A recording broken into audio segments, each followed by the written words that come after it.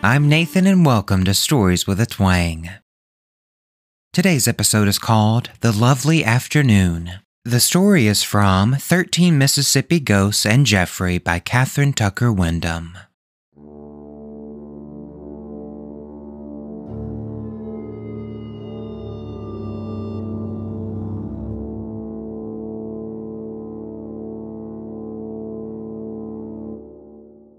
Judge William Lake had taken his short afternoon nap, a custom of long standing with the Vicksburg jurist. He slipped on his coat, straightened his vest, and after a few moments of searching, called, "My dear, do you know where my glasses are?" Mrs. Lake came into the bedroom where her husband had been resting. She walked urgently to the tall dresser, picked up the glasses, and handed them to the judge.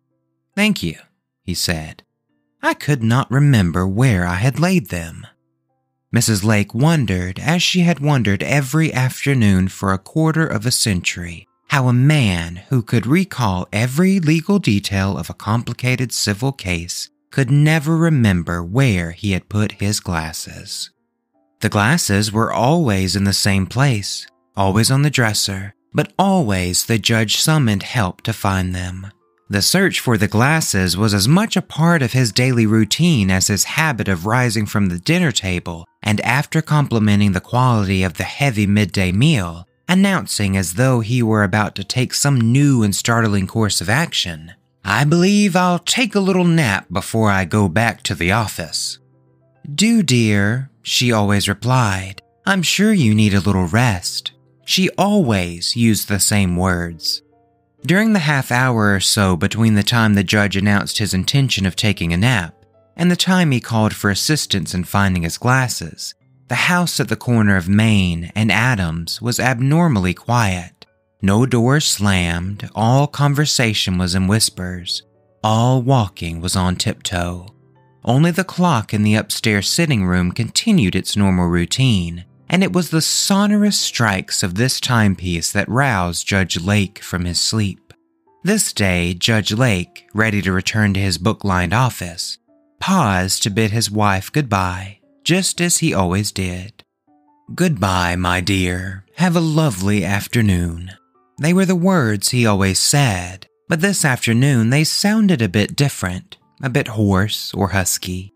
Mrs. Lake noticed the difference, slight though it was, and asked quickly, "Are you all right? Is anything wrong?" He cleared his throat.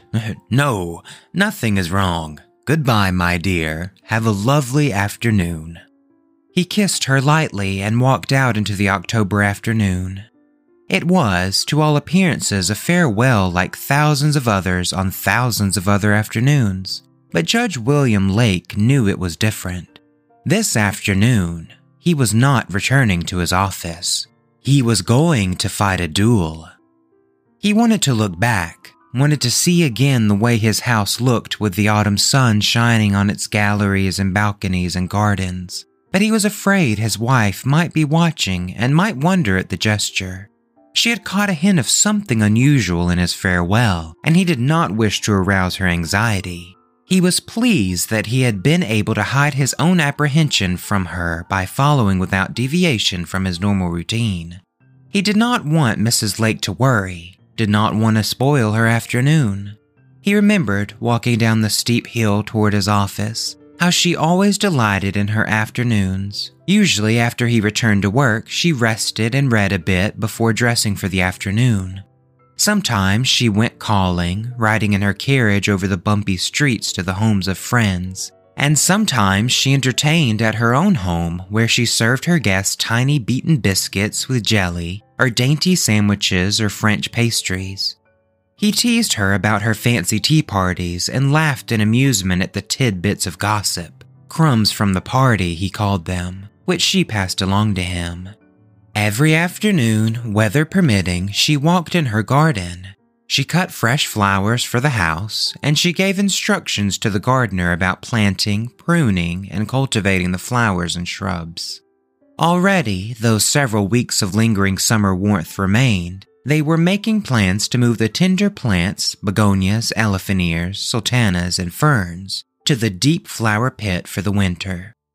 Mrs. Lake reveled in the beauty of her garden. "It restoreth my soul," she used to say, and in times of trouble she sought solace there. Lately, Judge Lake recalled, she had had less time for her garden. She had been busy with war work, embroidering battle flags, knitting, writing letters, preparing hospital kits, and such. It was a war year, 1861, and the South was engaged in bitter combat with Union forces. Mrs. Lake's conscience bothered her when she spent time in her garden instead of devoting her full energies to supporting our gallant men in gray. But Judge Gray encouraged her to continue her strolls in the garden. He understood her need for the renewal which the garden provided. Wherever she went during her afternoons, Mrs. Lake always left a lingering, gentle fragrance of haunting sweetness. For years since Judge Lake brought her her first tiny bottle, she had used the same kind of perfume, a delicate and elusive blend of floral scents. Perhaps jasmine predominated. It was difficult to tell. Judge Lake, that October afternoon, half fancied that the fragrance of his wife's perfume followed him along the sidewalk. It was a foolish fancy, of course. How much of the perfume did she even have on her dressing table, he wondered. He tried to recall whether or not he had brought her a bottle when he returned from his last trip to New Orleans, but he could not. He hoped he had. He passed the new courthouse, its columned porticos and tall cupolas towering over Vicksburg, and he wondered if he would ever again appear in a courtroom there. "I must not think such morbid thoughts," he reprimanded himself. But memories kept rushing in, demanding recognition. He passed the corner where a young lawyer newly come to Vicksburg from Maryland. He had seen placards posted ordering the gamblers to leave town within 24 hours. That had been an exciting time. Even now, he recalled vividly, had it really been a quarter of a century ago, details of the episode and the feelings of tension that gripped the town. He remembered the 4th of July celebration, which had been disrupted by the vulgar behavior of a gambler, a man named Cabler, who had come uninvited to the social affair. Cabler was ejected, but he returned later armed with a loaded pistol, knife, and dagger, and vowed to kill the gentleman who had ousted him. Cabler's vow of revenge was never carried out. He was taken into custody by a group of citizens, responsible men, who took him into the nearby woods where they lashed him, applied a covering of tar and feathers to his body, and ordered him out of town. Encouraged by their success in ridding Vicksburg of one of its evil leeches, civil leaders called a public meeting to make their plans for ousting all professional gamblers from their dens along the river. The law-abiding townspeople could no longer tolerate the gamblers' insolence, vulgarity, insults, thievery, and brutality. The plan agreed upon was to inform the gamblers that they had 24 hours to get out of Vicksburg. Vigilantes would root out any who defied the order. Judge Lake had sharp recollections of that July morning in 1835, when a posse of citizens advanced on the house where 5 of the most notorious gambling sharks had barricaded themselves. In the brief skirmish there, Dr. Hugh Bodley, a young and beloved physician, was killed by a shot from the house. Enraged by the death of their friend, the Vicksburg vigilantes stormed the structure and took 5 men, Dutch Bill, Smith, McCall, North, and Hullemus, into custody. A short time later, 5 bodies dangled from 5 taut ropes. Judge Lake recalled distinctively the tone of terrified disbelief in the voice of North when he cried out, "In the name of God, gentlemen, surely you are not going to hang us!" The sigh of a tightened noose was his reply. The judge remembered, too, how on the following day the 5 bodies were cut down and buried in a ditch. "If death comes to me today," he thought, "at least I will be accorded a decent burial." Again, he berated himself for harboring morbid thoughts. Truthfully, Judge Lake did feel morbid. He dreaded the duel he faced. Unlike many of his friends, he found no glory or pride in defending his honor on a private field of battle, and he secretly decried the punctilious code of conduct that demanded such action. He had no desire to kill Mr. Chambers, his adversary. Mr. Chambers was his political opponent in a contest for a seat in the Confederate Congress. But though the canvass was heatedly partisan, Judge Lake had no enmity toward the man. Certainly he did not want to kill him. Yet somehow he had become involved in a situation that, according to the code of a gentleman's behavior, could only be settled by engaging in a duel. The challenge had been issued and accepted. The seconds had been named. The site and time and weapons, pistols at 10 paces, had been agreed upon, and the surgeons had been notified to be present, all according to the precise and formal pattern required by the Code of Duello. How, Judge Lake wondered, had he allowed himself to be caught up in a trap of senseless medieval chivalry? He was 53 years old, and he did not want to kill or to be killed. Yet already across the river on DeSoto Point, seconds were making final arrangements for the duel. The sandy strip of land had been agreed upon at the site because of its strategic location. It was beyond the Mississippi boundary, and therefore immune from the interference by law officers from that state. Dueling was illegal. And it was so far removed from any Louisiana town that arrest by Louisiana officers was highly unlikely. The point had become a favorite dueling ground. Plans called for 2 adversaries, their seconds, and their surgeons to cross the river in separate boats and to meet at the point for final instructions. Other boats were already crossing the stream as spectators gathered to watch the affray, and considerable money was being wagered on its outcome. From the beginning, from the insurance of the challenge until that very day, Judge Lake's primary concern had been the fear that his wife would learn of the duel. She, gentle and sensitive, could never have understood the necessity for mortal combat. How could he explain it to her when he himself could not justify it? And the knowledge that her husband faced a duel would have caused her deep heartache, deeper than her garden could restore. So, Judge Lake had taken every precaution to keep the news of the duel from his wife. And on this afternoon, this lovely afternoon, as he walked toward the waiting boat, his only consolation was that she had been spared the sad knowledge of his involvement in a duel. But she did know. Mrs. Lake, after the judge had left the house, had rested a bit, and had then begun to dress for the afternoon.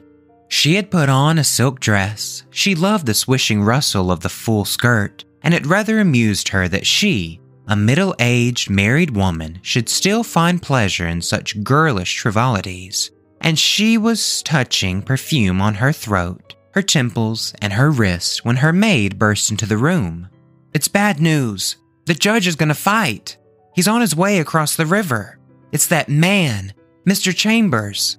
Mrs. Lake whirled around from the dressing table and demanded, "What are you saying?" As she started across the room toward the distraught woman, Mrs. Lake knocked over the bottle of perfume and it spilled over on the dresser, ran down the sides and formed a puddle on the pine floor. "What are you saying?" Mrs. Lake demanded again. The maid was too upset to reply immediately, but under Mrs. Lake's prodding she repeated her story. Word of the impending duel had come from the house of one of the seconds, where a butler had heard it discussed by gentlemen enjoying their after-dinner drinks and cigars. The butler had told the cook, who had passed the news along to the gardener, who had whispered it to a maid down the street, who had hurried to the Lake's servants' quarters with the tidings. "I had to tell you," the maid sobbed. "How are we going to stop him? Judge Lake ain't no fighter. He'll be killed for sure." "Hush," Mrs. Lake snapped. "You're not going to talk that way. Bring my opera glasses and come with me." Perhaps Mrs. Lake told herself as the 2 women climbed the stairs to the 2nd floor of the house that the story was not true. Surely Judge Lake would have told her if he was going to fight a duel. But deep in her heart, she knew he would have tried to spare her worry and grief, that he would say, just as he had said, Have a lovely afternoon, my dear." Still, the servants may have misunderstood, may have been mistaken. Mrs. Lake, followed by her maid, went out onto the second-floor veranda where they had a clear view of the river and of De Soto Point on the other side. Even without the opera glasses, Mrs. Lake could see an unusually large number of boats crossing the river to the point, and when she trained her glasses on the point, she saw a crowd of men gathered there. She moved the glasses slowly from group to group, fearing to find a familiar face. Then she saw him. At the edge of the gathering, in close conversation with a man whom she also recognized, was her husband. Mrs. Lake stood on the high porch and watched in silence as the second loaded a pistol and handed it to Judge Lake. She saw Judge Lake and Mr. Chambers stand back to back, then step off the described distance. She saw the white handkerchief drop, and she saw the twin puffs of smoke when the pistols were fired. The smoke cleared. Judge Lake lay on the ground. "Oh, God," Mrs. Lake breathed. "Oh, God." "Let's go downstairs," the maid urged. "Don't look anymore. Please don't look." But Mrs. Lake could not move. She stood as though hypnotized with her glasses focused on the tragic scene across the river. She watched the surgeon kneel on the sand to examine Judge Lake, saw him rise and shake his head. She saw the seconds lift Judge Lake's body and place it in a boat. As the craft started across the river, she dropped her glasses and walked slowly downstairs. It was more than a century ago that Mrs. Lake stood on the upstairs gallery that lovely afternoon and watched her husband's death. The house is still there in Vicksburg, at the corner of Main and Adams. The top story where the ballroom and the guest bedrooms and the gallery with the view of the river were located was destroyed by a fire in 1916, but the lower floor retains its original design and charm. The house has been restored by its present owner, John Wayne Jaber, a young Vicksburg businessman who purchased the property in 1973 from the heirs of B. Kathryn, a grocer who had acquired the place in about 1900. A few residents of the old lake home have seen a shadowy figure strolling in the garden along the worn paths Mrs. Lake followed when she sought solace there, when she needed to restore her soul. And each generation of occupants of the house has told of hearing, on lovely afternoons, the swish of silk skirts along the porch and in the garden, and of smelling the tantalizing odor of exotic perfume, a haunting scent of flowers, jasmine perhaps, such as Mrs. Lake used on lovely afternoons.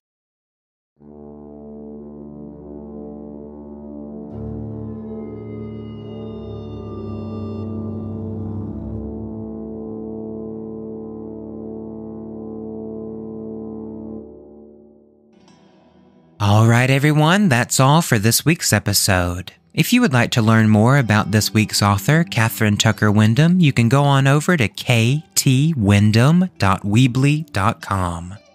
If you have any stories you would like me to read on the show, you can send them on over to storieswithatwang@gmail.com. The show is on Facebook, Instagram, and YouTube at Stories with a Twang Podcast. You know it would mean an awful lot if you could rate and review the show wherever you listen. And don't forget to share with your friends and family as well. It could really help the show grow. I hope you all have a wonderful week, and until next time, remember that a little twang goes a long way.